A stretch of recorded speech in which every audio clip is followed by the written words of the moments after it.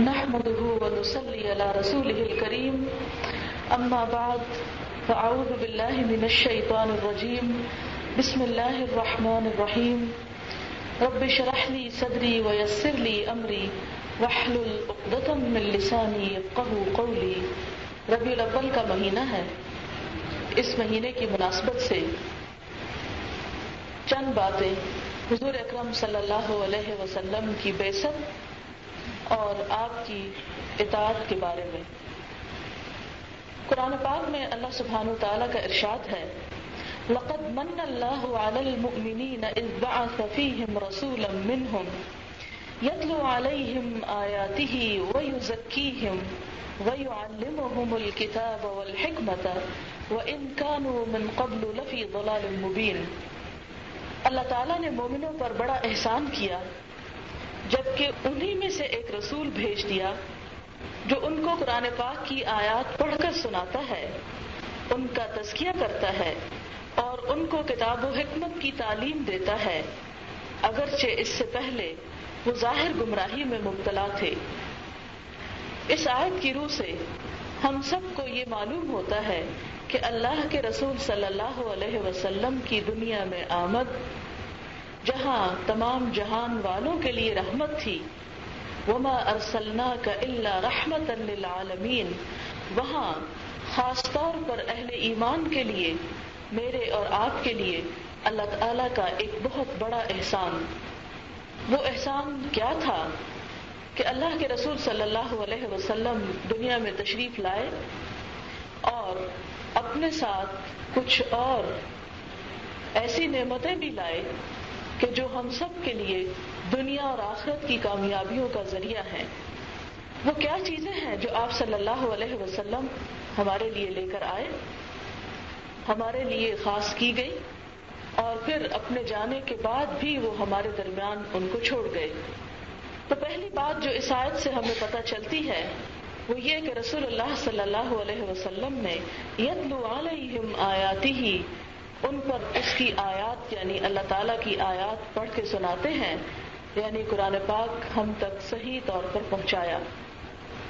اور نہ صرف یہ کہ ایک کتابی شکل میں ہمیں دے دیا بلکہ اس کے ساتھ ساتھ ہمیں انہوں نے اس کو بالکل اسی طرح دیا جس طرح اللہ تعالیٰ نے آپ پر نازل کیا تھا. اس کا لفظ لفظ، اس کا حرف حرف آپ صلی اللہ علیہ وسلم نے سنا کر صحیح طور پر اس کو پڑھنا سکھایا اور اس سے ہمیں آراستہ کیا. اس کے ساتھ ہی نہ صرف یہ کہ قرآن پاک کی آیات پڑھ کر سنائی بلکہ وَيُزَكِّيهِمْ، ان کا تزکیہ کرتے ہیں، یعنی تزکیہ نفس بھی کیا.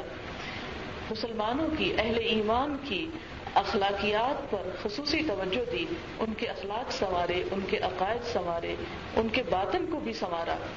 وَيُعَلِّمُهُمُ الْكِتَابَ، اور انہیں کتاب کی تعلیم دی، اور کتاب سے مراد قرآن پاک ہے. پہلے تلاوت کا ذکر ہے اور اب تعلیم کا ذکر ہے. تعلیم تلاوت سے کچھ مختلف چیز ہے.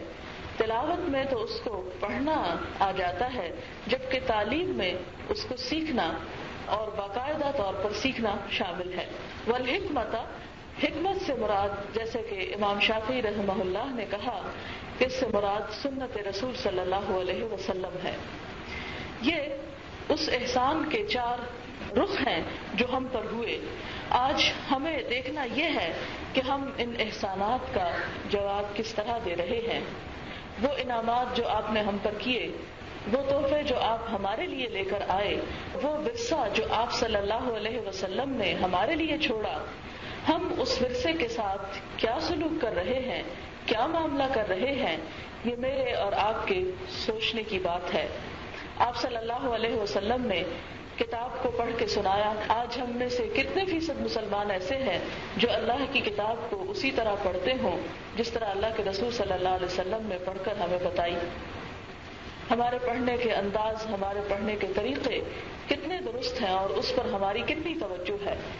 اور اس کے بعد جو آپ صلی اللہ علیہ وسلم نے تزکیہ کیا، ہمارا اس وقت تزکیہ نفس کا کیا حال ہے، ہمارا اندر، ہماری نیتیں، ہمارے اخلاق، ہمارے عقائد، ہماری سوچیں کس حد تک اس طریقے کے مطابق ہیں جو حضور صلی اللہ علیہ وسلم نے اختیار کیا اور جس کی ہمیں تلقین کی.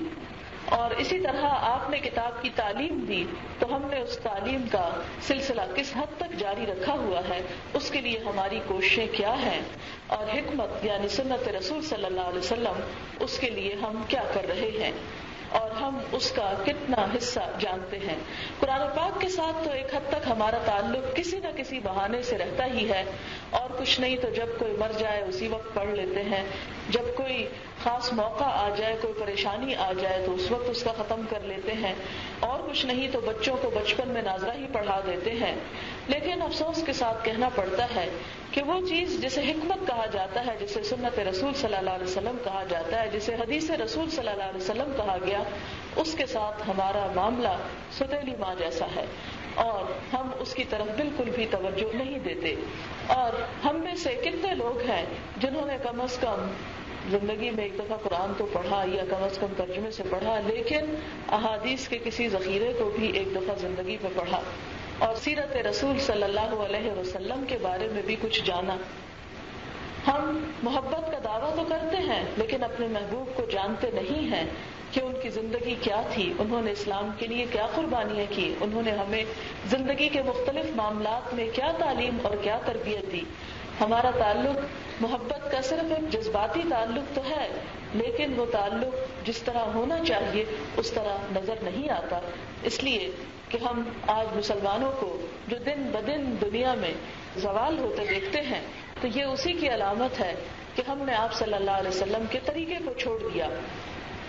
جبکہ آپ دیکھتے ہیں کہ وہ صحابہ کرام جنہوں نے حضور صلی اللہ علیہ وسلم کی پیروی کی، جنہوں نے آپ کا اتباع کیا، وہ صحراؤں میں بسنے والے اور وہ جنگلوں میں رہنے والے، وہ جن کے پاس کوئی علم نہ تھا، وہ جن کے پاس کوئی تہذیب و تمدن نہ تھا، وہ دنیا کے پیشوا اور امام بن گئے، اور ان کے قدم جزیرۃ العرب سے باہر نکل کر نہ صرف ایک طرف ایشیا اور دوسری طرف افریقہ کی طرف پہنچے، بلکہ ایک صدی کے اندر اندر یورپ کی زمین بھی ان کے قدموں تلے روندی گئی.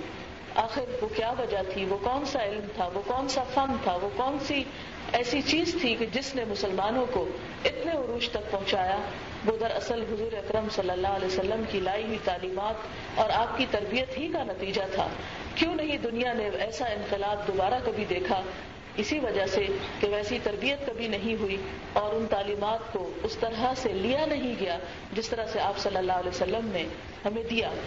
پھر آپ دیکھتے ہیں کہ ہم تو حدیث رسول صلی اللہ علیہ وسلم کے ساتھ معاملہ یہ کرتے ہیں کہ ہاں جو کچھ قرآن پاک میں آیا ہے وہ تو ٹھیک ہے، اس کو تو ہم مانتے ہیں اس لیے کہ قرآن پاک میں ہے، اور حدیث تو معلوم نہیں وہ صحیح بھی ہے یا نہیں، اور جو کچھ حدیث میں ہے معلوم نہیں کہ وہ کس حد تک درست ہے، اور بہت سی حدیثیں جو تھی وہ گھڑ لی گئی تھی، اور حضور صلی اللہ علیہ وسلم کے زمانے میں کوئی لکھی ہوئی حدیثیں بھی موجود نہیں تھی، کوئی حدیثوں کی کتاب نہیں ملتی، یہ سب کتابیں تو بعد میں لکھی گئیں، اس لیے اس کے بارے میں ہم کچھ کہہ نہیں سکتے، لہذا جتنا قرآن پاک میں ہے اتنا ہمارے لیے کافی ہے. تو آج میں اس نقطے پر چند باتیں آپ کے ساتھ کروں گی کہ کیا صرف قرآن ہمارے لیے کافی ہے؟ کیا حضور اکرم صلی اللہ علیہ وسلم کی ذات کو اگر بیچ میں سے نکال دیا جائے تو پھر ہم مسلمان بھی رہتے ہیں یا نہیں؟ تو یہ ایک ایسا غلط ٹرینڈ ہے جو ہمارے معاشرے میں آہستہ آہستہ سرایت کرتا جا رہا ہے اور آہستہ آہستہ پنپتا جا رہا ہے، اور دین کے بارے میں اور خاص طور پر حدیث رسول صلی اللہ علیہ وسلم کے بارے میں ایسے شکوک و شبہات پیدا کر دیے گئے کہ جس سے دین کا نقشہ بدلنے کی کوشش کی گئی. تو اس کے بارے میں آپ دیکھیں کہ سب سے پہلی بات تو آپ یہ سوچیں کہ قرآن پاک ہمارے پاس کہاں سے پہنچا؟ کیا آپ نے اللہ تعالیٰ کو دیکھا، یا آپ نے جبریل علیہ السلام کو دیکھا، یا آپ نے کہیں نازل ہوتے ہوئے دیکھا، یا کہیں سے لکھی لکھائی کتاب آپ کو مل گئی؟ یہ قرآن بھی تو ہمیں حضور صلی اللہ علیہ وسلم کے واسطے سے ہی ملا. اگر ہم حضور صلی اللہ علیہ وسلم کو بیچ میں سے نکال دیں اور آپ کی باتوں کا اعتبار نہ کریں اور آپ کی باتوں پر یقین اور اعتماد نہ کریں تو پھر تو قرآن پاک بھی قابل اعتماد کتاب نہیں رہتی، اس لیے کہ اس کا سورس بھی وہی ہے، یہ بھی اسی ذریعے اور اسی واسطے اور اسی رستے سے ہمارے تک پہنچی ہے. پھر دوسری بات آپ دیکھیں کہ قرآن پاک میں اللہ تعالیٰ نے خود بہت سی آیات میں آپ صلی اللہ علیہ وسلم کا مقام متعین کر دیا کہ جو کچھ قرآن پاک کے ساتھ آپ صلی اللہ علیہ وسلم ہمیں قرآن سے ہٹ کر الگ بھی دیں گے اس کو بھی ہمیں اسی طرح لینا ہوگا جس طرح کہ ہم قرآن پاک کو لیتے ہیں. اسی لیے آپ دیکھیں کہ مسلمان ہونے کے لیے جو سب سے پہلی شرط رکھی گئی کلمے کی لا الہ الا اللہ، اسی میں محمد الرسول اللہ بھی رکھا گیا. اگر کوئی شخص یہ کہتا ہو کہ میرے لیے لا الہ الا اللہ پڑھنا کافی ہے تو یہ اس کے مسلمان ہونے کی دلیل نہیں. اس لیے کہ لا الہ الا اللہ کے ساتھ محمد الرسول اللہ بھی اسی طرح نہایت ضروری ہے. آپ دیکھتے ہیں کہ قرآن پاک میں اللہ تعالیٰ واشگاف الفاظ میں فرماتے ہیں کہ آپ صلی اللہ علیہ وسلم یأمرہم بالمعروف وینہاہم عن المنکر ویحل لہم الطیبات ویحرم علیہم الخبائث ویدع عنہم اسرہم والاغلال التي کانت علیہم. وہ ہمارا رسول ان کو نیکی کا حکم دیتا، برائی سے روکتا، پاکیزہ چیزوں کو ان کے لیے حلال ٹھہراتا، ناپاک چیزوں کو حرام قرار دیتا، ان کے بوجھ کو دور کرتا اور ان پابندیوں سے آزاد کرتا ہے جو ان پر تھی. یعنی حضور اکرم صلی اللہ علیہ وسلم نے دراصل آ کر کیا کیا کہ جہاں نیکی کا حکم دیا، برائی سے روکا، وہاں یحل لہم الطیبات، آپ کو بھی اتھارٹی دی گئی کہ پاکیزہ چیزیں لوگوں کے لیے حلال قرار دیں. لہذا حلال صرف وہ نہیں جو قرآن پاک میں آیا ہے بلکہ وہ بھی ہے جو آپ کی سنت کے ذریعے ہمیں معلوم ہوا ہے. مثال کے طور پر آپ دیکھیں قرآن پاک میں ان عورتوں کا ذکر ملتا ہے جن سے نکاح حرام ہے، لیکن آپ دیکھیں کہ وہاں خالہ کا ذکر نہیں موجود، وہاں پھپھی کا ذکر موجود نہیں. اب آپ دیکھیں کہ جیسے دو بہنوں کا جمع کرنا حرام ہے، اسی طرح خالہ اور بھانجی کا جمع کرنا بھی حرام ہے، پھپھی اور بھتیجی کا جمع کرنا بھی ایک جگہ حرام ہے. لیکن آپ دیکھتے ہیں کہ قرآن پاک میں ان چیزوں کا ذکر موجود نہیں. تو یہ کس نے حرام ٹھہرائی؟ یہ حضور صلی اللہ علیہ وسلم کی سنت سے یہ چیزیں حرام ٹھہرائی گئی. پھر اسی طرح یہ ہے کہ وَيُحَرِّمُ عَلَيْهِمُ الْخَبَائِث، ناپاک چیزیں ان پہ حرام ٹھہراتا ہے. وَيَدَعُ عَنْهُمْ إِسْرَهُمْ، اور ان سے ان کے بوجھ دور کرتا ہے. کون سے بوجھ؟ وہ جو لوگوں نے اپنے اوپر غلط رسم و رواج کے ڈال لیے تھے اور جنہیں دین سمجھ کر وہ اختیار کر رہے تھے، اور ان پابندیوں سے ان کو آزاد کرتا ہے جو ان پر تھی. اس لیے کہ آپ دیکھتے ہیں کہ یہودیوں نے اپنے دین کو بہت سخت کر لیا تھا. ان کے فقیہوں نے ایسی ایسی منہ شگافیاں پیدا کر دی تھی جس کی ایک مثال آپ کو دیتی ہوں کہ مثال کے طور پر حیض کے زمانے میں عورت کو ایک اچھوت سمجھا جاتا تھا، اس کو گھر کے اندر رہنے کی اجازت نہ تھی، اسے جانوروں کی طرح ڈربے میں بند کر دیا جاتا، اس کے ہاتھ کا کھانا حرام سمجھا جاتا، اور انہوں نے یہ سب کچھ دین کے نام پہ کر رکھا تھا. آپ نے ان ساری زنجیروں کو کاٹ ڈالا. اسی لیے قرآن پاک میں لفظ استعمال ہوتا ہے والاغلال التی کانت علیہم، کہ ان اغلال، ان بیڑیوں کو، ان توقوں کو ہٹا دیا کہ جو لوگوں نے دین کے نام پہ اپنے اوپر مسلط کر رکھے تھے. اور آج ہم بھی یہ دیکھتے ہیں کہ مسلمانوں نے اپنے اندر طرح طرح کے رسم و رواج دین کے نام پہ ایجاد کر لیے، طرح طرح کی بدعات کو رواج دین کے نام پر دیا. تو ہمیں بھی ان رسموں سے اور ان بیڑیوں سے آزادی اسی وقت ہو سکتی ہے جب ہم اپنے دین کو صرف اللہ اور اس کے رسول کے لیے خالص کر لیں. اور اللہ اور رسول کے لیے خالص کرنے سے مراد یہ ہے کہ جہاں انہوں نے روکا وہیں پر رک جائیں، اور جہاں انہوں نے جس چیز کو حلال قرار دیا اس کو اپنے لیے حلال سمجھے. اور اسی لیے آپ دیکھتے ہیں کہ قرآن پاک میں اللہ سبحانہ وتعالیٰ فرماتے ہیں وَمَا آتَاكُمُ الرَّسُولُ فَخُذُوهُ وَمَا نَهَاكُمْ عَنْهُ فَانْتَهُوا، کہ جو کچھ تمہیں رسول اللہ صلی اللہ علیہ وسلم دیتے ہیں اسے لے لو، اور جس سے وہ تم کو روکتے ہیں اس چیز سے رک جاؤ.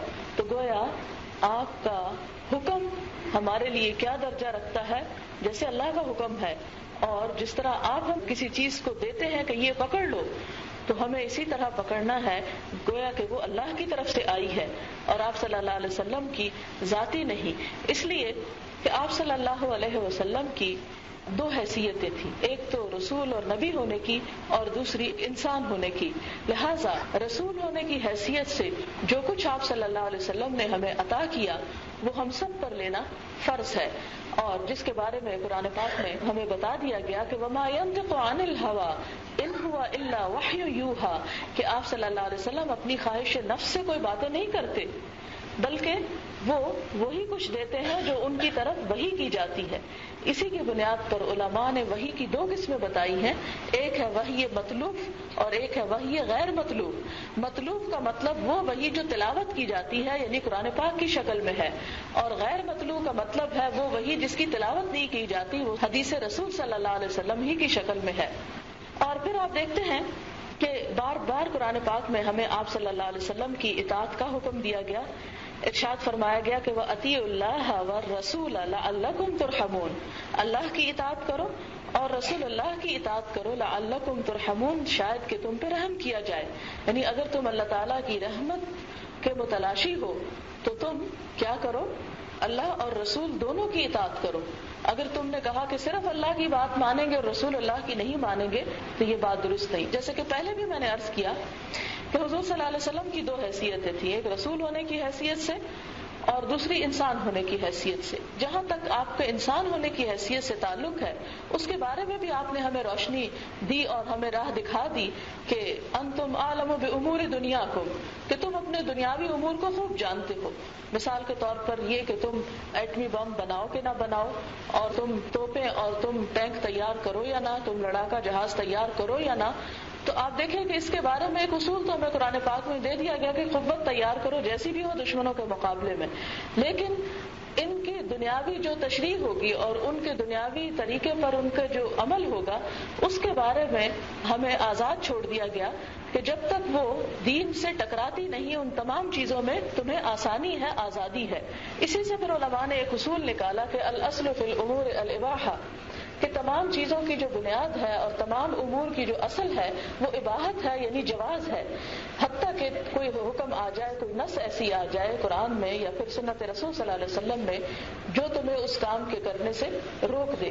تو لہٰذا یہ بات درمیان میں اس لیے میں نے کی کہ ہو سکتا ہے کہ آپ کے ذہن میں اب یہ سوال پیدا ہو کہ جہاں ہمیں حکم دیا گیا کہ اللہ اور رسول کی اطاعت کرو تاکہ تم پہ رحم کیا جائے, تو پھر یہ اطاعت کا دائرہ کار کیا ہوگا, کہاں کہاں یہ اطاعت ہوگی, کیا ہر چیز میں, کیا ہم یہ بھی پوچھیں گے کہ ہم چمچ سے کھائیں یا ہاتھ سے کھائیں یا ہم کس طرح کھائیں. تو ہاں ان میں سے کچھ چیزیں تو ایسی ہیں کہ جس میں آپ صلی اللہ علیہ وسلم کی تعلیمات ملتی ہیں, اور جہاں تعلیمات ملتی ہیں وہیں پر اطاعت کرنا ہوگی, اور جہاں پر وہ چیزیں دوسری طرف کو چل پڑے وہاں پر ہمیں آزادی دی گئی کہ جب تک وہ شریعت کے دائرے کے اندر ہے. مثال کے طور پر آپ دیکھیں جیسے کھانے کا تعلق ہے, ہمیں یہ بتایا گیا کہ تم کھانے لگو تو بیٹھ کے کھاؤ, کھڑے ہو کے نہ کھاؤ, کھاؤ تو دائیں ہاتھ سے کھاؤ, پانی پیو تو 3 سانس کے ساتھ پیو. اور اسی طرح یہ ہے کہ کچھ حرام چیزوں کا بتا دیا گیا کہ یہ چیزیں نہیں پینی تم کو, اس میں شراب ہے اور چند ایک اور غلیظ چیزیں ہیں جن کا ذکر کر دیا گیا. اچھا, اب ہمیں مثال کے طور پر اس چیز میں کوئی پابندی نہیں لگائی گئی کہ تم لیمو کا شربت پیو یا نہ پیو, اس کے بارے میں ہمیں نہیں کہا گیا تم شہد کا شربت پیو کہ نہ پیو, یا یہ کہ تم 7 اپ پیو کہ نہیں پیو, اس کے بارے میں ہمیں رہنمائی نہیں کی گئی. یہ کس بات پر چھوڑ دیا گیا, ان چیزوں میں ہم کیا کریں اور کیا نہ کریں. آپ کہیں کہ مجھے تو حکم ہے اللہ کے رسول کی اطاعت کا, اور جب تک مجھے حدیث نہ مل جائے کہ 7 اپ حلال ہے کہ حرام ہے تو میں کوئی فیصلہ نہیں کروں گا اور پیوں گا نہیں. یا آپ بیمار ہو جائے اور آپ کو دوا دی جائے اور آپ کو اس دوا کے بارے میں مجھے پہلے کہیں سنت سے نکال کے دو, تو ان سب کے لیے ایک جامع اصول دے دیا گیا کہ جہاں تک دنیاوی چیزوں کا تعلق ہے ان میں تمہارا تجربہ اور تمہارا مشاہدہ اور جس طرح تمہاری روایات چلی آ رہی ہیں ان کو, ان چیزوں کو, ان طریقوں سے اگر تم استعمال کر رہے ہو تو یہ شریعت سے ٹکراتی نہیں, سوائے ان کے حلال اور حرام کی حد جہاں پر واضح کر دی گئی. پھر اسی طرح ہم دیکھتے ہیں کہ حضور صلی اللہ علیہ وسلم کی اطاعت کے بارے میں فرمایا کہ من یطع الرسول فقد اطاع اللہ, کہ صرف یہ نہیں کہا گیا کہ رسول اللہ کی اطاعت کرو, بلکہ یہ فرمایا گیا کہ جو اللہ کے رسول صلی اللہ علیہ وسلم کی اطاعت کرے گا گویا وہ اللہ تعالیٰ کی اطاعت کرے گا. آپ کی اطاعت کا معنی اللہ کی اطاعت ہے. پھر اسی طرح فرمایا یا ایھا الذین آمنوا استجیبوا للہ وللرسول اذا دعاکم لما یحییکم, اے لوگوں جو ایمان لائے ہو اللہ اور رسول صلی اللہ علیہ وسلم کی دعوت پر لبیک کہو جبکہ وہ تمہیں اس چیز کے لیے پکاریں جو تمہیں زندہ کرتی ہے. اور وہ کیا چیز ہے؟ دین کی یہ تعلیمات. اس لیے کہ قرآن پاک میں اس سینے کو جو دین کی روح سے اور دین کی تعلیم سے خالی ہو اس دل کو مردہ قرار دیا گیا, اور اس شخص کو مردہ شمار کیا گیا جس کے پاس ایمان نہیں اور جس کے پاس دین کا علم نہیں.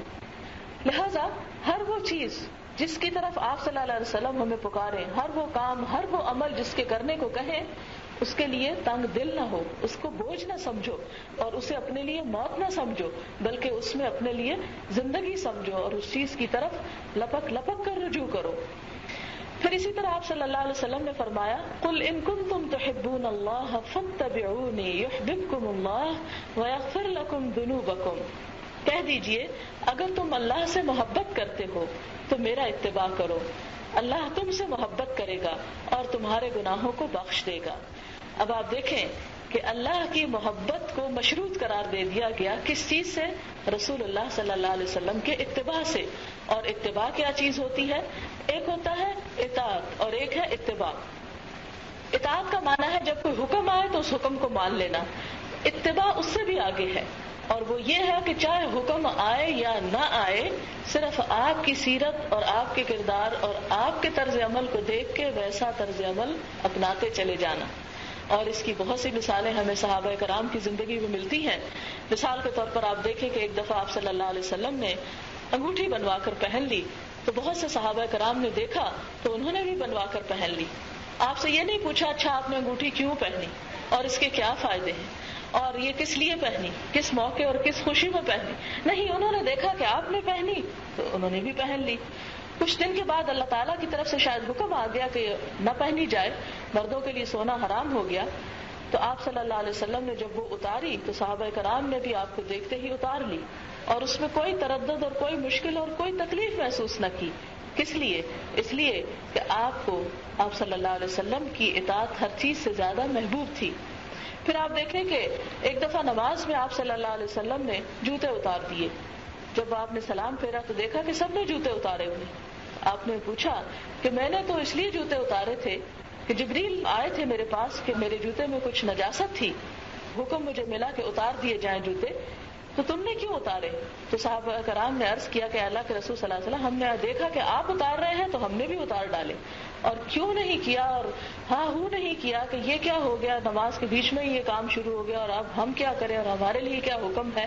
نہیں، یہ بہت باتیں وہ لوگ کرتے ہیں جنہوں نے عمل نہیں کرنا ہوتا، اور بہت بحثیں اور بہت تکرار اور بہت حجتیں ان لوگوں کی طرف سے ہوتی ہیں جو کچھ کرنا نہیں چاہتے، جنہیں آپ کی اتباع دل و جان سے پیاری ہو، انہیں پھر زیادہ سوال کرنے کی ضرورت باقی نہیں رہتی۔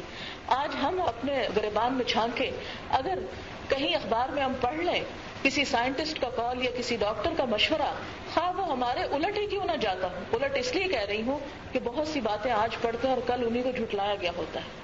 کبھی ایک چیز ہماری صحت کے لیے مفید قرار پاتی ہے اور کبھی انہی ڈاکٹرز کے زبان سے وہی چیز ہمارے لیے نقصان دہ ہو جاتی ہے۔ لیکن جب ایک چیز کسی سائنٹسٹ کی طرف سے آتی ہے تو ہم اس کو مان جاتے ہیں، اس پہ ایمان لے آتے ہیں، اس کے اوپر پابندی سے عمل کرنے لگتے ہیں۔ لیکن جب کوئی بات اللہ کے رسول صلی اللہ علیہ وسلم ہمیں بتاتے ہیں تو ہم 100 حجتیں اس میں کرتے ہیں۔ آخر ایسا کیوں ہے؟ کیا اسی کو ایمان کہتے ہیں؟ کیا یہی ایمان کی علامت ہے؟ تو اس کی وجہ یہ ہے کہ ہمارا ایمان ہی اس درجے کا نہیں، ہمارا ایمان ہی کمزور ہے۔ اگر اس میں قوت ہو تو پھر ایسا ہو نہیں سکتا کہ ہمیں اتباع میں کوئی مشکل پیش آئے۔ پھر آپ دیکھیں کہ حضور صلی اللہ علیہ وسلم جب مدینہ تشریف لے گئے تو 16-17 مہینے تک بیت المقدس کی طرف اللہ کے حکم سے منہ کر کے نماز پڑھتے رہے۔ پھر نماز کی حالت میں اللہ کے رسول صلی اللہ علیہ وسلم پر وحی نازل کی گئی کہ آپ اپنا رخ بیت اللہ شریف کی طرف موڑ لیں، اور آپ صلی اللہ علیہ وسلم جس طرف نماز پڑھا رہے تھے وہ بیت اللہ سے بالکل اپوزٹ ڈائریکشن تھی۔ آپ یوں سمجھے کہ جیسے قبلہ اس طرف ہے تو وہ دوسری طرف تھا۔ آپ صلی اللہ علیہ وسلم نے اپنی جگہ چھوڑی اور سب سے پچھلی صف کی طرف آ کے کھڑے ہوئے اور دوسری طرف منہ کیا۔ صحابہ کرام نے نہ نماز توڑی اور نہ ہی آپ کے اس فعل پر کوئی اعتراض کیا، بلکہ نماز کی حالت میں ہی اپنا رخ بدل لیا۔ اس کو کہتے ہیں اتباع، اور اسی پر اللہ تعالیٰ نے پھر قرآن پاک میں یہ بھی فرمایا وَمَا جَعَلْنَا الْقِبْلَةَ الَّتِي كُنْتَ عَلَيْهَا إِلَّا لِنَعْلَمَ مَن يَتَّبِعُ الرَّسُولَ مِمَّن يَنقَلِبُ عَلَىٰ عَقِبَيْهِ، کہ یہ ہم نے آزمائش کیوں کی مسلمانوں کی۔ وَمَا جَعَلْنَا الْقِبْلَةَ الَّتِي كُنْتَ عَلَيْهَا، اور نہیں بنایا ہم نے اس قبلے کو جس پر تو تھا، یعنی پہلے تھا، الا لنعلم، مگر صرف اس لیے تاکہ ہم جان لیں، من یتبع الرسول، کون ہے جو رسول اللہ کا اتباع کرتا ہے، ممن ينقلب على عقبیہ، اس سے جو اپنی دونوں ایڑیوں پہ واپس مڑ جاتا ہے۔ یعنی کس کو آپ کو فالو کرنے میں کوئی تکلیف ہوتی ہے، اور کون ہے جو آپ کے پیچھے نہیں آتا، اور کون ہے جو آپ کی آنکھیں بند کر کے اطاعت کرتا ہے. تو یہ دراصل اتباع کا امتحان نبی صلی اللہ علیہ وسلم کے زمانے میں ہی ہو گیا، اور پھر ہمارے لیے یہ بات چھوڑ دی گئی کہ ان سب کو اعلان کر دو، قل کہہ دو، بتا دو، ان کنتم تحبون اللہ، اگر تم اللہ سے محبت کرتے ہو، اللہ کی محبت کا دعویٰ کرتے ہو، تو محبت کا دعویٰ اس وقت تک سچا نہیں ہو سکتا جب تک کہ کیا نہ کرو، فاتبعونی، حضور صلی اللہ علیہ وسلم کا اتباع نہ کرو. محبت اسی وقت تمہاری کنفرم ہوگی، اسی وقت اسے اپروو کیا جائے گا جب تمہارے اندر رسول اللہ کی اتباع کا نمونہ نظر آئے گا صلی اللہ علیہ وسلم. اس لیے کہ اگر کوئی شخص زبانی کلامی یہ کہے مجھے اللہ سے بڑی محبت ہے، مجھے رسول اللہ سے بڑی محبت ہے، جس طرح آج کل ہمارے ہاں سارا میڈیا جو ہے وہ طرح طرح کی شعر و شاعری کے ساتھ اور بڑی لمبی چوڑی تقریروں کے ساتھ حضور صلی اللہ علیہ وسلم کی محبت کے دم بھرے جا رہے ہیں، لیکن ہم دیکھیں تو ہمارا عمل اس کی نفی کرتا ہے. آپ دیکھیں کہ آپ صلی اللہ علیہ وسلم کا اتباع سب سے پہلا جو حصہ ہے مردوں کے لیے وہ داڑھی کی سنت ہے. داڑھی کی سنت جو ہے حضور صلی اللہ علیہ وسلم کی اتباع میں سے پہلی چیز، یعنی اور چیزیں تو چھوڑے، اپنی شکل اور اپنا حلیہ تو وہ بنائیں کہ جو آپ صلی اللہ علیہ وسلم کا ہے، لیکن اس طرف ہماری کوئی توجہ نہیں، اس کی ہمیں کوئی پرواہ نہیں، اس لیے کہ جو جس سے محبت کرتا ہے وہ خود بخود اس کا اتباع کرتا ہے. آپ دنیا میں دیکھیں کہ جس شخص کو جس سے محبت ہوتی ہے اس کا اٹھنا بیٹھنا اس کے ساتھ ہوتا ہے، اس کے بول چال کا ڈھنگ رنگ، اس کا لباس، اس کی ہر چیز ویسے ہی ہو جاتی ہے. اور آپ دیکھتے ہیں کہ جو قوم جس قوم سے محبت کرتی ہے 7 سمندر پار اس جیسا لباس پہنتی ہے. ہمیں انگریزوں سے محبت ہے نا، ہم اس قوم کو چاہتے ہیں، ان کی زبان سے ہم محبت کرتے ہیں، ان کے لباس سے ہم محبت کرتے ہیں، ان کے اٹھنے بیٹھنے کے سٹائل سے ہم محبت کرتے ہیں، ان کے ہر طریقے پہ ہم جان بارتے ہیں، ان کی آئی ہوئی چیزوں کو ہم سینے سے لگاتے ہیں. کیوں کرتے ہیں؟ اس لیے کہ ہمارے دل میں ان کی قدر ہے. اگر اللہ کے رسول صلی اللہ علیہ وسلم کی بھی ہمارے دل میں محبت اور قدر ہوتی پھر سرے عام یوں داڑھی کا مذاق اڑایا جاتا. اتنا اس کے خلاف منفی پروپیگنڈا کیا گیا، اتنا پروپیگنڈا کیا گیا کہ داڑھی رکھنا ایک جرم قرار پایا. اور بہت سے اسلامی ملکوں میں جیسے ترکی ہے، جیسے مصر ہے، وہاں تو شاید داڑھی رکھنے کے نام سے ہی لوگ ڈرتے ہیں اور دور دور تک کہیں نظر نہیں آتی، حالانکہ یہ ایک بالکل ابتدائی چیز ہے. 1,24,000 پیغمبروں کی سنت ہے، لیکن اس کے باوجود اسے حقارت کی نظر سے دیکھا جاتا ہے. اور داڑھی صرف ان لوگوں کے لیے رہ گئی ہے کہ جن کے دماغ میں عقل نام کی چیز نہ ہو اور ان کے اندر کوئی علم نہ ہو، کوئی عمل نہ ہو. تو یہ ایسا کیوں ہے؟ اس لیے ہے کہ حقیقت میں ہم اتباع نہیں کرتے. تو اللہ تعالیٰ نے فرمایا کہ اگر تم اتباع کرو گے تو پھر تمہیں کیا ہوگا؟ یحببکم اللہ، اللہ تم سے محبت کرے گا. وَيَغْفِرْ لَكُمْ ذُنُوبَكُمْ، اور تمہارے گناہوں کو بخش دے گا. اگر گناہ بخشوانا چاہتے ہو، بخشش چاہتے ہو، رسول اللہ صلی اللہ علیہ وسلم کی شفاعت چاہتے ہو. اب مجھے تو یہی سمجھ نہیں آتی کہ جب ہماری امت کے لوگ اٹھیں گے، مرد حضرات خاص طور پر جب اٹھیں گے اور داڑھی کے بغیر اٹھیں گے، کیونکہ جس حالت میں موت آتی ہے اسی حالت میں اٹھنا ہے، قبر میں جا کے شکل بدل نہیں جائے گی. تو اس حالت میں اٹھیں گے تو آپ صلی اللہ علیہ وسلم انہیں پہچان کے کہیں گے یہ میری امت ہے. سوچنے کی بات، انہیں دیکھ کے کہیں گے یہ میری امت ہے. کیونکہ ایک شخص نے آپ سے یہ سوال بھی کیا تھا کہ یا رسول اللہ قیامت کے دن بہت سارے لوگ ہوں گے، آپ کی امت تو بہت بڑی ہوگی، کس طرح آپ ان کو پہچانیں گے دوسری امتوں کے مقابلے میں؟ کیونکہ ساری کی ساری دنیا اکٹھی اٹھ کھڑی ہوگی، ایک ہی حشر کا دن ہوگا، تو آپ کیسے پہچانیں گے اس کو؟ تو اس پر آپ صلی اللہ علیہ وسلم نے فرمایا کہ میں اپنی امت کو ان کے وضو کے اعضاء کے چمکنے کی وجہ سے پہچانوں گا، یعنی وہ ایک علامت ہوگی ان کی. تو اسی میں آپ دیکھیں کہ جو ظاہری اتباع کی چیزیں ہیں اسے اس سے بھی پہچانیں گے کہ یہ میری امت ہے اور یہ میرے سے انکاری امت ہے، کیونکہ یہ شعار کس کا ہے؟ ان امتوں کا ہے جو مسلمان نہیں ہیں. لہٰذا بہت سے لوگ اس بات پر بہت زور دیتے ہیں کہ نہیں، دل اچھا ہونا چاہیے، نیتیں درست ہونی چاہیے، ظاہر سے کیا فرق پڑتا ہے، ظاہر جیسا بھی ہو. تو آپ دیکھیں کہ حضور صلی اللہ علیہ وسلم نے صرف نیت کو نہیں سنوارا، باطن کو بھی بہت سنوارا. اور اس کی ایک بہت بڑی مثال یہ ہے کہ آپ دیکھیں کہ قرآن پاک میں سورۃ لقمان آپ پڑھیں تو اس میں چند ایک تعلیمات ایسی آتی ہیں کہ جس میں آتا ہے کہ وَلَا تُسَعِّرْ خَدَّكَ لِلنَّاسِ وَلَا تَمْشِ فِي الْأَرْضِ مَرَحًا، کہ تم لوگوں سے منہ پھیر کے بات نہ کرو اور تم اکڑتے ہوئے مت چلو. اب آپ خود سوچیں کہ چال انسان کے اندر ہے کہ باہر ہے؟ چہرہ جو ہے باہر ہے کہ اندر ہے؟ باہر ہے، تو باہر ظاہر کو درست کرنے کا حکم دیا گیا۔ آپ دیکھیں کہ آپ کسی کو آنکھیں نکال کے دیکھیں اور پھر کہیں نہیں میرے دل میں تمہاری بڑی محبت ہے، میں تو تمہارا بہت احترام کرتی ہوں، میرے ظاہر پہ مت جاؤ، یہ تو کوئی بات نہ ہوئی۔ اس سے بڑا کیا جھوٹ ہوا کہ آپ ظاہر سے تو خوف زدہ اور ہراساں کر رہے ہیں اور زبان سے بولے جا رہے ہیں کہ دل میں میرے تمہاری بڑی قدر ہے، تو اس سے بڑا جھوٹ اور کوئی نہیں ہو سکتا۔ اس لیے کہ جو کچھ انسان کے دل میں ہوتا ہے وہ اس کے باہر لازمی آتا ہے۔ آپ دیکھیں کہ ایک بیج جب آپ ڈالتے ہیں زمین کے اندر تو ایسا نہیں ہوتا کہ وہ ادھر ہی رہ جائے، اگر زمین زرخیز ہے تو لازمی طور پر اس سے کچھ نہ کچھ پھوٹتا ہے، نکلتا ہے۔ اور کیا نکلتا ہے؟ اگر آپ کیکر کا بیج ڈالیں گے تو کیکر نکلے گا، آم کی گٹلی بوئیں گے تو آم کا پودا نکلے گا، گلاب بوئیں گے تو پھول نکلیں گے۔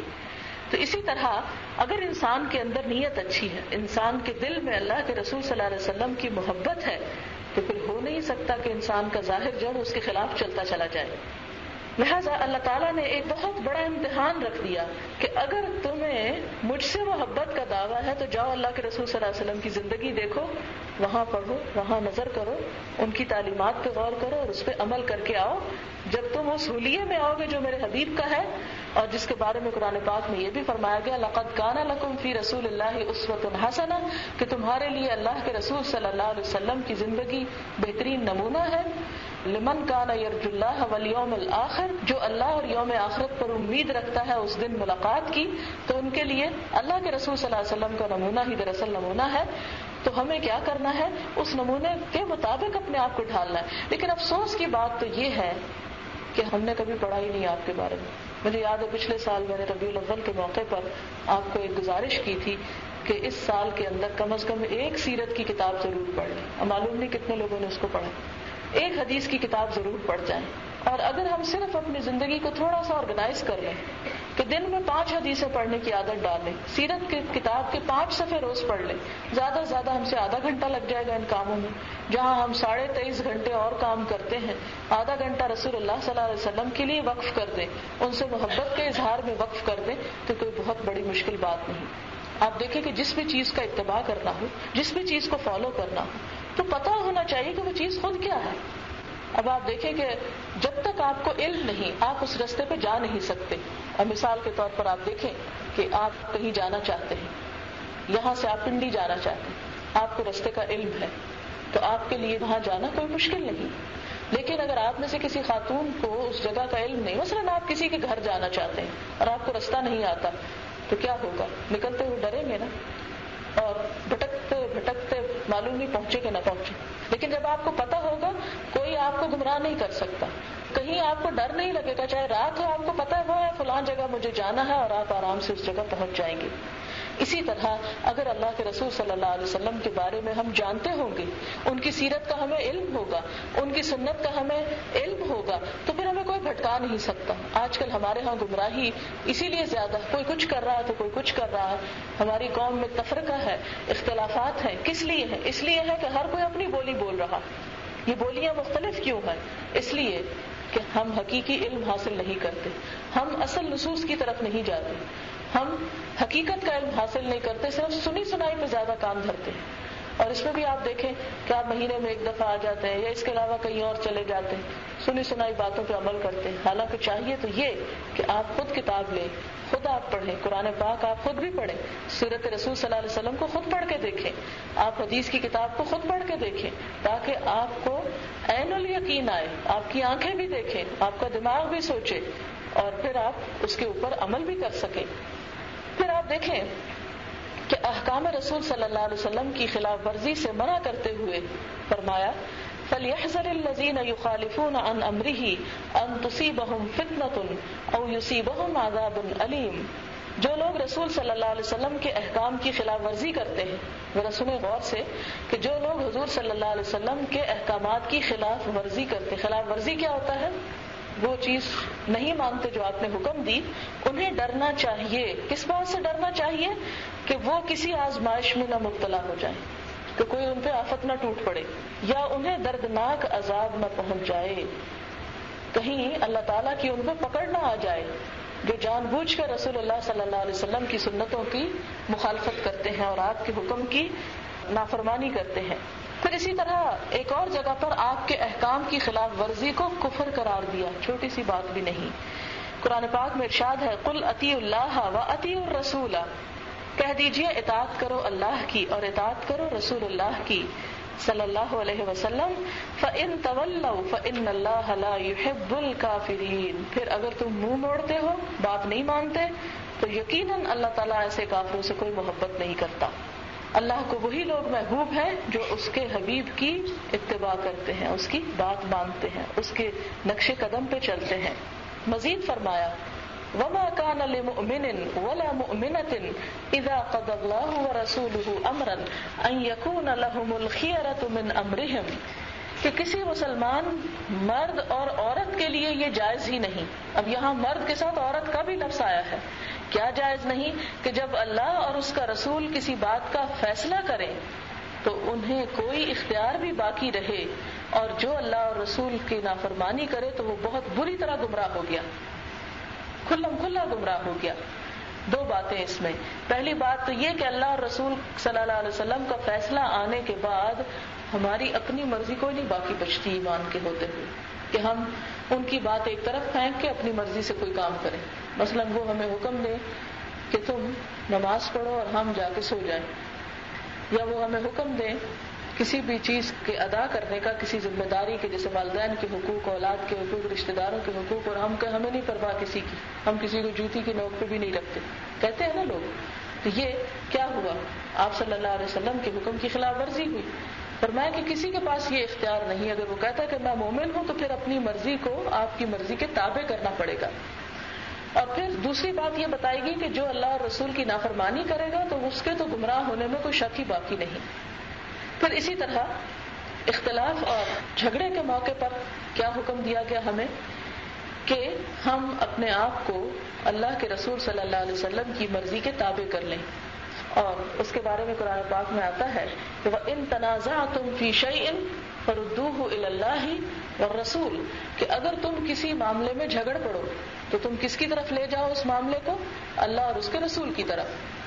اور منافقوں کے بارے میں فرمایا وَيَقُولُونَ آمَنَّا بِاللَّهِ وَبِالرَّسُولِ وَأَطَعْنَا ثُمَّ يَتَوَلَّى فَرِيقٌ مِّنْهُم مِّن بَعْدِ ذَلِكَ وَمَا أُولَٰئِكَ بِالْمُؤْمِنِينَ وَإِذَا دُعُوا إِلَى اللَّهِ وَرَسُولِهِ لِيَحْكُمَ بَيْنَهُمْ إِذَا فَرِيقٌ مِّنْهُم مُّعْرِضُونَ، اور کہتے ہیں کہ ہم اللہ اور رسول پر ایمان لائے اور اس کی اطاعت کی، یعنی زبان سے بڑے دعوے کرتے ہیں، پھر اس کے بعد ایک فریق ان میں سے پھر جاتا ہے، یعنی کوئی نہیں مانتا اور وہ مومن نہیں ہے۔ اور جب ان کو اللہ تعالیٰ اور اس کے رسول کی جانب پکارا جاتا ہے کہ ان کے درمیان فیصلہ کرے تو ان میں سے ایک گروہ اعراض کرنے لگتا، منہ موڑنے لگتا ہے، یعنی اس طرف نہیں آتا۔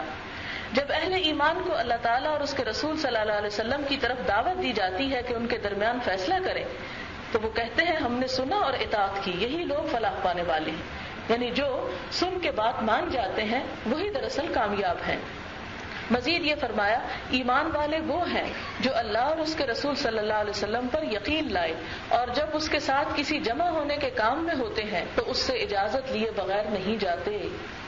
جو لوگ تجھ سے اجازت طلب کرتے ہیں وہ وہی ہیں جو اللہ اور اس کے رسول کو مانتے ہیں، جب آپ سے کسی کام کے لیے اجازت مانگیں تو جس کو چاہیں اجازت دے دیں اور اللہ سے ان کے لیے مغفرت طلب کریں، بے شک اللہ تعالیٰ بخشنے والا مہربان ہے۔ پھر اسی طرح آپ دیکھتے ہیں کہ قرآن پاک میں ہمیں جامع احکامات دے دیے گئے، مثلا ہمیں بار بار حکم دیا گیا کہ نماز پڑھو، لیکن یہ نہیں بتایا گیا کیسے پڑھو۔ تو ہمیں اب کیا کرنا ہوگا پڑھنے کے لیے؟ اللہ کے رسول صلی اللہ علیہ وسلم کی طرف دیکھنا ہوگا کہ آپ کیسے پڑھتے تھے۔ اس کے لیے آپ صلی اللہ علیہ وسلم نے خود بھی حکم دیا صلو کما رأیتمونی اصلی، نماز اسی طرح پڑھو جیسے میں پڑھتا۔ لیکن اگر کوئی شخص اس میں اپنی مرضی داخل کر لیتا ہے، جیسے 4 رکعتوں کو 5 بنا لیتا ہے یا 3 بنا لیتا ہے، تو وہ دراصل کیا کر رہا ہے؟ کہنے کو تو نماز پڑھ رہا ہے لیکن نافرمانی کر رہا ہے، اور وہ اطاعت سے منہ موڑ رہا ہے، اور اس کی یہ نماز چاہے 4 کے بجائے 5 پڑھے وہ قابل قبول نہیں ہے۔ اسی طرح حج کے بارے میں آپ صلی اللہ علیہ وسلم نے فرمایا خذوا عنی مناسککم، مجھ سے اپنے مناسک حج سیکھو، لے لو۔ اور ہم دیکھتے ہیں کہ حضور اکرم صلی اللہ علیہ وسلم کی یہ اطاعت صرف آپ کی زندگی کے لیے نہ تھی، بلکہ زندگی کے بعد بھی ہم سب کو یہی حکم دیا گیا کہ ہم آپ صلی اللہ علیہ وسلم کی اطاعت کریں. جیسا کہ حدیث رسول صلی اللہ علیہ وسلم میں بھی آپ نے فرمایا کہ ترکت فیکم امرین، میں تمہارے درمیان 2 باتیں چھوڑ کے جا رہا ہوں، یعنی خود تو جا رہا ہوں، 2 چیزیں چھوڑ کے جا رہا ہوں. لن تضلوا ما تمسکتم بہما، ہرگز نہیں تم گمراہ ہوگے جب تک ان دونوں کو پکڑے رکھو گے. کتاب اللہ و سنت رسولہ، اللہ کی کتاب اور اس کے رسول صلی اللہ علیہ وسلم کی سنت. اسی طرح ایک اور روایت ہے جس میں حضرت عبداللہ بن عباس روایت کرتے ہیں کہ رسول اللہ صلی اللہ علیہ وسلم نے فرمایا جو چیز خدا کی کتاب میں موجود ہو اس کو کسی عذر کی بنا پہ ترک نہیں کیا جا سکتا، اور اگر کوئی چیز کتاب خداوندی میں موجود نہ ہو تو پھر نبی صلی اللہ علیہ وسلم کی سنت پر عمل کیا جائے. یہ صحیح مسلم کی روایت ہے. جناب ابو ہریرہ رضی اللہ تعالیٰ عنہ روایت کرتے ہیں کہ رسول اللہ صلی اللہ علیہ وسلم نے فرمایا انکار کرنے والے کے سوا ہر شخص جنت میں جائے گا، انکار کرنے والے کے سوا ہر شخص جنت جائے گا. صحابہ نے عرض کیا اے اللہ کے رسول صلی اللہ علیہ وسلم انکار کون کرتا ہے؟ آپ نے فرمایا جس نے میری اطاعت کی وہ جنت میں داخل ہوا، اور جس نے میری نافرمانی کی اس نے میرا انکار کیا. یعنی آپ صلی اللہ علیہ وسلم کی اگر کوئی بات نہیں مانتا اور آپ کی حدیث پہ عمل نہیں کرتا تو وہ دراصل پھر کیا کرتا ہے؟ آپ ہی کا انکار کرتا ہے. وہ پھر رسالت کو کس درجے پہ مانتا ہے؟ اسی طرح حضرت عبداللہ بن عباس روایت کرتے ہیں کہ حضور صلی اللہ علیہ وسلم نے حجۃ الوداع کے خطبے میں فرمایا شیطان تمہارے علاقے میں معبود بنائے جانے سے مایوس ہو چکا ہے، یعنی آئندہ اس خطے میں شرک نہیں ہوگا، مگر اس بات پر خوش ہے کہ جن باتوں کو تم کچھ اہمیت نہیں دیتے ان کے بارے میں اس کی اطاعت کی جاتی ہے. یعنی تم معمولی باتیں سمجھ کر ان کو شیطان کو خوش کرتے رہتے ہو، لہٰذا ایسے چھوٹے کاموں سے بچا کرو. یعنی یہ نہ سوچا کرو یہ تو چھوٹی سی غلطی ہے، چھوٹی سی بات اور اللہ بڑا غفور رحیم ہے. لیکن افسوس کے ساتھ تو یہ کہنا پڑتا ہے ہم تو بڑے بڑے کاموں کو اور بڑی غلطیوں کو یہ کہہ کے کیے چلے جاتے ہیں اللہ بڑا غفور رحیم. اب مثال کے طور پر سود ہی کی بات لے لیں تو سود کے بارے میں آپ سب جانتے ہیں کہ اللہ تعالیٰ کا کیا حکم ہے. قرآن پاک میں کسی چیز کے بارے میں اتنی شدت نہیں آئی، اتنی ممانعت نہیں آئی، اتنا سخت حکم نہیں آیا جتنا سود کے بارے میں آیا. اس کے باوجود ہم دیکھتے ہیں کہ ہمارے یہاں کھلم کھلا سود کا کاروبار ہوتا ہے، اور انفرادی طور پر بھی اور اجتماعی طور پر بھی. اور اگر کبھی یہ کہا جائے کہ حرام ہے تو پھر اس پر یہ نہیں سوچتے کہ اچھا پھر کیا کیا جائے، پھر یہ کہتے ہیں کہ اس کے بغیر تو ہمارا کام ہی نہیں چل سکتا، اس کے بغیر تو کچھ ہو ہی نہیں سکتا. تو یہ کہنا کہ اس کے بغیر ہو نہیں سکتا یعنی ہم جو کر رہے ہیں وہ درست کر رہے ہیں، اس سے تو پھر اللہ تعالیٰ کو چیلنج کرنے والی بات ہے کہ تو حرام کرتا ہے، تیرا رسول حرام کرتا ہے تو کرے، لیکن ہمارا تو اس کے بغیر گزارا ہی نہیں. تو اسی طرح آپ دیکھیں کہ ہم تو بڑی چیزوں کو نگلتے چلے جا رہے ہیں، جبکہ ہمیں تو حکم یہ دیا گیا کہ چھوٹی چیزوں کے بارے میں بھی تم محتاط رہنا. پھر فرمایا میں تمہارے اندر وہ چیز چھوڑ کر جا رہا ہوں اگر تم اس سے چمٹے رہے تو کبھی گمراہ نہ ہوگے، وہ اللہ کی کتاب اور اس کے نبی کی سنت ہے.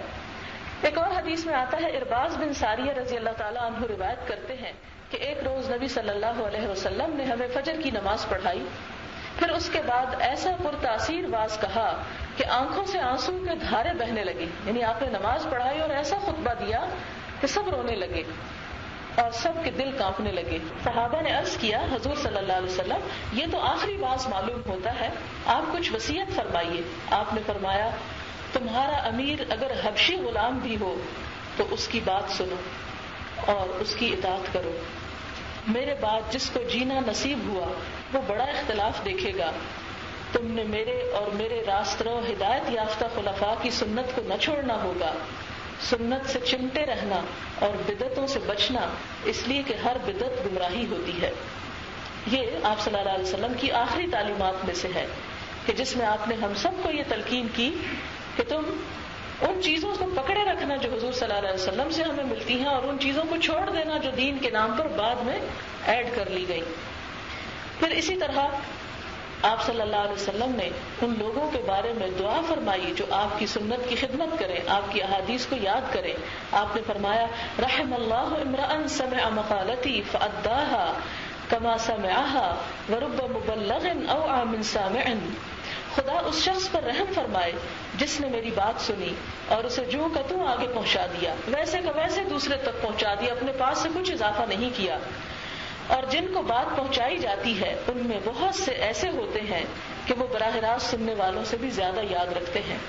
یعنی بہت سے سننے والے ایسے ہوتے ہیں کہ سنانے والوں سے زیادہ سمجھدار ہوتے ہیں اور ان باتوں پر زیادہ اچھے طریقے سے عمل کرتے ہیں اور انہیں اور آگے زیادہ اچھی طرح پہنچاتے ہیں. لہٰذا آپ میں سے جو شخص اپنے چہرے کی تر و تازگی چاہتا ہو وہ یہ کام کرے کہ اللہ کے رسول صلی اللہ علیہ وسلم کی باتوں کو یاد کرے اور اسے دوسروں تک پہنچائے. اور یہ کام زیادہ مشکل نہیں ہے. آپ کے پاس تو ایک بڑا وسیع میدان ہے. آپ کے بچے ہیں, آپ کے ہمسائے ہیں, آپ کے رشتہ دار ہیں. اگر آپ ہر روز میں صرف تھوڑا سا وقت مقرر کر لیں اور اپنے بچوں کو جیسے آپ ناشتے کی میز پہ لے کے بیٹھتے ہیں, جیسے آپ ان کو اور ان کے ہوم ورک کراتے ہیں, تو اس کے بعد آپ تھوڑی دیر کے لیے کہیں کہ آئے ہم اللہ کے رسول صلی اللہ علیہ وسلم سے ملاقات کرتے ہیں, ہم دیکھتے ہیں کہ وہ ہمیں کیا حکم دیتے ہیں آج کے لیے, اور بیٹھ کے 2 یا 3 حدیثیں آپ ان کے ساتھ پڑھ لیں. اور اس طرح آپ دیکھیں گے کہ بچے آپ سے زیادہ بہتر طور پر سیکھ کر بہتر طور پر عمل کرنے والے ہوں گے. بعض اوقات ہم یہ کہتے نہیں ہمیں پتا ہے اور یہ کتاب یہ ہم نے پڑھی ہوئی ہے, لیکن اگر آپ سے پوچھا جائے اس کتاب کی 10 باتیں بتائیں تو آپ کہیں گے وہ تو ہمیں یاد نہیں. تو پھر جب یاد نہیں رہتی باتیں تو چاہے کتاب ہم نے پڑھ لی ہو اس کو بار بار پڑھنے میں کوئی حرج نہیں, اور اس کو حفظ کرنے میں. آپ دیکھیں کہ ایک اور روایت میں آتا ہے کہ جو شخص 40 حدیثیں یاد کر لے گا, یعنی زبانی یاد کر لے گا, قیامت کے دن فقہا کے زمرے میں اٹھایا جائے گا, یعنی علماء کے ساتھ اس کا ساتھ ہوگا. لہٰذا چھوٹی چھوٹی احادیث جو ہیں وہ اگر زبانی یاد کر لی جائیں تو انہیں دوسرے کو بتانے میں آسانی رہتی ہے. اور اگر ہم خود نہ کر سکیں تو اپنے بچوں کو اپنے لیے صدقہ جاریہ کریں. اس لیے کہ ابھی آنے سے تھوڑی دیر پہلے میں ایک حدیث پڑھ رہی تھی, اس کا مفہوم کچھ اس طرح ہے کہ جو شخص کسی کو کوئی نیکی کی بات بتاتا ہے اور وہ شخص اس بات پہ عمل کر لیتا ہے تو جتنا اس عمل کرنے والے کو اجر ملے گا بتانے والے کو بھی اتنا ہی اجر ملے گا. اب آپ خود سوچیں کہ کتنی برکت ہے اس کام کے اندر. اور اس طرح آپ دیکھیں کہ جیسے آج آپ یہ درس سن رہی ہیں, اگر آج سے آپ یہ کام شروع کریں گھر میں جا کے تو آپ دیکھیں کہ اگلے سال ربیع الاول کے آنے تک کم از کم 365 باتیں حضور صلی اللہ علیہ وسلم کی زندگی کی آپ اپنے آپ کو بھی اور اپنے بچوں اور گھر والوں کو سنوا چکے ہوں گے. اور پھر یہ کام ہوا کیوں نہ, ہم کس طرح چھٹ سکتے ہیں, کس طرح بچ سکتے ہیں. قرآن پاک میں اللہ تعالیٰ فرماتے ہیں یا ایھا الذین آمنوا قوا انفسکم واہلیکم نارا, اے لوگو جو ایمان لائے ہو, ایمان والو اپنے آپ کو اور اپنے گھر والوں کو آگ سے بچاؤ. ہم تو کہتے ہیں نا چونکہ لا الہ الا اللہ پڑھ لیا اس لیے جنت میں داخل ہو گئے اور جہنم سے پار. حالانکہ اللہ تعالیٰ قرآن پاک میں فرما رہے ہیں کہ اے اہل ایمان تم اپنے آپ کو اور اپنے گھر والوں کو جہنم کی آگ سے محفوظ کرو, اس سے بچاؤ. کیسی ہے جہنم کی آگ؟ علیہا ملائکۃ غلاظ شداد, وہ جس کے اوپر بڑے تند خو فرشتے مقرر ہیں. لا یعصون اللہ ما امرہم, وہ نافرمانی نہیں کرتے جس چیز کی اللہ انہیں حکم دیتا ہے. ہمارے ملک میں قانون بڑا ڈھیلا ڈھالا ہے, جو چوری کرے, ڈاکہ ڈالے, ہر درجے کا بھی ظلم کرے, کوئی پکڑ نہیں, پہلے درجے پہ پکڑے نہیں جاتے مجرم. آپ دیکھیں کیسے بڑے بڑے غریب بھی مرے, امیر بھی مرے, ملک کے صدر بھی مرے, اور پھر بھی مجرم آج تک پکڑے نہ گئے. پہلی بات ہے کہ مجرم نہیں پکڑے جاتے. دوسری بات یہ کہ مجرم اگر پکڑ بھی لیا جائے تو اس مجرم کو سزا سنائی نہیں جاتی. تیسری بات یہ کہ اگر سزا سنا بھی دی جائے تو وہ سزا عمل میں نہیں آتی, اس پہ اپیل ہو جاتی ہے, وہ چھٹ جاتا ہے, کوئی سفارش, کوئی رشوت کو کسی نہ کسی طریقے سے چھٹ جاتا ہے. اور ہم نے کبھی نہیں دیکھا کہ مجرم سر عام لٹکائے جا رہے ہوں تاکہ دوسروں کو عبرت ہو اور وہ بچ جائیں. اس دفعہ جب میں ابھی عمرہ کرنے گئی تو حرم میں کھڑی تھی صحن میں, تو برآمدے میں کچھ شور سا اٹھا, تو میں نے ادھر نظر دوڑائی اس طرف, تو دیکھا کہ 2 سپاہی ایک آدمی کو دونوں طرف سے پکڑ کے لے جا رہے ہیں اور پیچھے کچھ لوگوں کا ہجوم. وہ شخص چیخ چلا رہا تھا لیکن وہ دونوں سپاہی کچھ نہیں سن رہے تھے. آپ نے دیکھا ہوگا کہ عرب جو ہیں وہ اپنے قانون میں اتنے سخت ہیں کہ ان کو پھر کسی کی کوئی سفارش, کوئی ترس نام کی تو چیز ہی نہیں وہاں. اور میں سمجھتی ہوں کہ بڑی اچھی بات ہے کہ اسی وجہ سے وہاں پر امن و امان ہے. اور راستے میں آتے ہوئے کئی جگہ پر دیکھا کہ گاڑیاں کھڑی ہیں, لوگ نیچے ریت پر لیٹے سو رہے ہیں. اور ہمارے ہاں تو گاڑی چوری کی اتنی وارداتیں ہوتی ہیں کہ آپ جو بھی طریقہ اختیار کر لیں تو آپ محفوظ نہیں ہیں. آپ گھر سے نکلتے ہیں, آپ کو یقین نہیں ہوتا کہ آپ امن سے واپس خیریت سے جاتے ہیں یا نہیں. تو اب وہ منظر ایسا دہلا دینے والا تھا کہ مجھے یوں محسوس ہوا جیسے مجھے کوئی پکڑ کے لے جا رہا ہے, اور میں اگر اس جگہ پر ہوں اور میں فریادیں کروں اور کوئی مجھے چھڑائے نہ, کوئی مجھے بچائے نہ, اور وہ شخص چیخ چلا رہا, واللہ واللہ, قسم خدا کی, قسم خدا کی, آگے نہیں سمجھ آتی تھی کیا کہہ رہا ہے, لیکن چیخ رہا تھا اور اس کی کوئی بات نہیں سن رہا تھا. تو مجھے ایک دم قیامت کا نقشہ یاد آ گیا کہ جیسے سورۃ قاف میں آتا ہے کہ قیامت کے دن وہ معہا سائق و شہید، ایک چلانے والا ہوگا، ایک گواہ ہوگا، اسے پکڑ کے اللہ کے حضور حاضر کر دیں گے انسان کو، اور کوئی انسان پیچھے رہ نہیں سکے گا، اور اس وقت انسان کے ہاتھ بھی بولنے لگیں گے اور انسان کا جسم گواہی دے گا. اور اب تو یہ چیخ رہا ہے، انسان کو چیخنے بھی نہیں دیا جائے گا. الیوم نختم علی افواہہم، آج ہم ان کے منہ پہ مور لگا دیں گے، منہ سیل کر دیں گے. تو ایسی صورت میں انسان بچ کے کہاں جائے گا؟ کیونکہ ہمارا ماحول معاشرہ ڈھیلا ڈھالا نا، اس لیے ہمارا عقیدہ بھی ویسا ہی ہو گیا، ہماری سوچ بھی ویسے ہی ہو گئی. ہم کہتے نہیں اللہ چھوڑ دے گا، وہ بچا لے گا، وہ چھڑا لے گا. دیکھو دنیا میں نہیں سفارش سے چھٹ جاتے تو وہاں بڑے بزرگ نیک لوگ ہماری سفارش کر دیں گے اور ہم پار ہو جائیں گے. تو ہم نے جو دنیا میں ارد گرد دھاندلی دیکھتے ہیں، اللہ کے بارے میں بھی وہی تصورات قائم کر رکھے ہیں. حالانکہ جہاں کے قانون سخت ہے. پچھلی دفعہ جب میں گئی تو مجھے ایک ہاتھ کٹا شخص نظر آیا. چوری کی سزا قرآن پاک میں اور بہت دفعہ سنی کہ ہاتھ کاٹنا ہے، لیکن کبھی بھی اس کے بارے میں ایسی پڑھ کے وہ دہشت نہیں ہوئی. وہ بس یہ کہ سارے کو بس سارے کو تو فقط و ایدیہما، چور اور چورنی دونوں کے ہاتھ کاٹ دو، عورت ہو کے مرد پرواہ نہ کرو، ہاتھ کاٹو تاکہ دوسروں کو دیکھ کے عبرت ہو کہ ہم نے چوری نہیں کرنی. وہ ایک سبق ہو چلتا پھرتا. قرآن تو کوئی کھول کے پڑھے گا نا، ایسا شخص معاشرے میں گھومتا ہوا نظر آئے گا اور دکھائے گا کہ دیکھو خدا کا حکم کیا ہے. تو وہ جب میں نے اس کا کٹا ہوا ہاتھ دیکھا تو اس دن جو مجھے ایک طرح سے دہشت میرے دل میں بیٹھی کہ اتنی بڑی سزا ہے چوری کی. تو اسی طرح جو بھی دیکھتا ہے پھر وہ سوچتا ہے. تو اگر کسی کے ذہن میں کوئی خناس گھسا ہوا بھی ہو کہ چوری کرنے کا کوئی پلان بھی کر رہا اور ایسی ایک دو مثالیں نظر آ جائیں تو وہی کھڑے ہو کے توبہ کر لے. تو یہ سب کچھ اس لیے ہے کہ پہلی بات تو یہ کہ دین کا علم کوئی نہیں، دوسری بات ہے کہ ہمارے ارد گرد عمل کی کوئی مثال ہی نہیں، تیسرا یہ کہ اللہ کا کوئی قانون کہیں جاری و ساری ہی نہیں. لہٰذا ہم نے دنیا کو بھی موج میلہ بنا رکھا ہے اور آخرت کو بھی اسی پہ قیاس کرتے ہیں کہ جیسے یہاں عیش کر رہے ہیں ایسے ہی جا کے وہاں کر لیں گے. حالانکہ اللہ تعالیٰ کے باتوں کے بارے میں اللہ تعالیٰ خود فرماتے ہیں کہ لا تبدیل لکلمات اللہ، اللہ کی باتوں کے لیے کوئی تبدیلی نہیں، وہ نہیں بدلے گی، اس کو تم بدل نہیں سکتے. اس کے فرمان جو ہے اٹل ہے. ومن اصدق من اللہ قیلا ومن اصدق من اللہ حدیثا، اللہ سے بڑھ کے کس کا قول سچا ہو سکتا ہے، اللہ سے بڑھ کے کس کی بات سچی ہو سکتی ہے. لہذا آج کے ہمارے اس درس سے جو نتیجہ میں نکالنا چاہوں گی، کیونکہ اب وقت جو ہے وہ کم ہے، اگرچہ مثالیں ابھی کچھ اور بھی باقی ہیں، تو اس میں آپ دیکھیں کہ حضور صلی اللہ علیہ وسلم کے زمانے میں ہی سنت رسول صلی اللہ علیہ وسلم کو جمع کرنے کا رواج پڑ گیا تھا. اور پھر اس کے بعد کچھ لوگ اپنے پاس لکھ بھی لیا کرتے تھے. ایک شخص نے آ کے حضور صلی اللہ علیہ وسلم سے شکایت کی کہ اللہ کے رسول صلی اللہ علیہ وسلم، میرا حافظہ بڑا اچھا نہیں، میں بات سنتا ہوں بھول جاتا ہوں. آپ نے فرمایا اس کا بیمین لکھ، اپنے دائیں ہاتھ سے مدد لو، لکھو. اسی طرح حضرت ابو ہریرہ رضی اللہ تعالیٰ عنہ جو تھے، ان کو بھی حافظے کا کوئی مسئلہ تھا. وہ آپ کے پاس گئے اور آپ نے ایک چلو بھر کہا چادر پھیلاؤ اور ڈالا اور کہا آج کے بعد نہیں بھولو گے. اور یہی وجہ ہے کہ آپ کی احادیث کی تعداد سب سے زیادہ ہے، اور ان کو اللہ تعالیٰ نے ایسا حافظہ دیا کہ جو کچھ سنا پھر اس کو کبھی بھول نہ سکے. اور اسی طرح نہ صرف یہ کہ مرد بلکہ عورتوں کو بھی حکم دیا گیا. قرآن پاک میں اللہ تعالیٰ نے ازواج مطہرات کو پابند کیا، وَاذْكُرْنَ مَا يُتْلَى فِي بُيُوتِكُنَّ مِنْ كِتَابِ اللَّهِ وَالْحِكْمَةِ، کہ تم ذکر کرو، یاد کرو جو کچھ نازل کیا جاتا ہے، جو کچھ پڑھا جاتا ہے تمہارے گھروں میں اللہ کی کتاب میں سے اور حکمت کی باتوں میں سے. یعنی صرف مردوں کو نہیں چھوڑا گیا، عورتوں کو حکم دیا گیا کہ وہ بھی کیا کریں، اللہ کی کتاب کے ساتھ اپنے گھروں میں حدیث پڑھنے کا تذکرہ اور ذکر جاری رکھیں. تو اگر ازواج مطہرات کو یہ حکم ہے تو کیا ہم عورتوں کے لیے نہیں ہے کہ وَاذْكُرْنَ مَا يُتْلَى فِي بُيُوتِكُنَّ، کہ اپنے گھروں میں تلاوت کی جانے والی آیات کا بھی ذکر کرو، مذاکرہ کرو، انہیں یاد کرو، انہیں پڑھو، انہیں سمجھو، اور حکمت کو بھی. یہ ہمارے لیے دو چیزیں ایسی ہیں کہ اگر ہم ان کو پکڑے رکھیں گے اور اگر ہم ان کو پڑھ کے ان کے مطابق اپنی اولاد کو تعلیم و تربیت کریں گے. آپ دیکھیں کہ جب ایک بچہ بولنا سیکھتا ہے، جب ایک بچہ بات سمجھنا سیکھتا ہے، آپ اس کو چھوٹی چھوٹی باتیں سکھانا شروع کر دیں. بھلا کیوں نہیں ہوگا کہ جب تک وہ پوری سمجھ کو پہنچے، اس کا دماغ ایک درست سوچ اور ایک درست لائن پر وہ لگ چکا ہو. لیکن ہم مائیں ہی دراصل مجرم ہیں کہ غفلت اختیار کرتی ہیں. اللہ تعالیٰ نے تو بندوں کو فطرت اللہ التی فطر الناس علیہا، کہ وہ اللہ کی فطرت اور وہ اصل طبی نیچرل دین جس پر اللہ نے سب بندوں کو پیدا کیا ہے، ہر ایک کے اندر خیر ہے.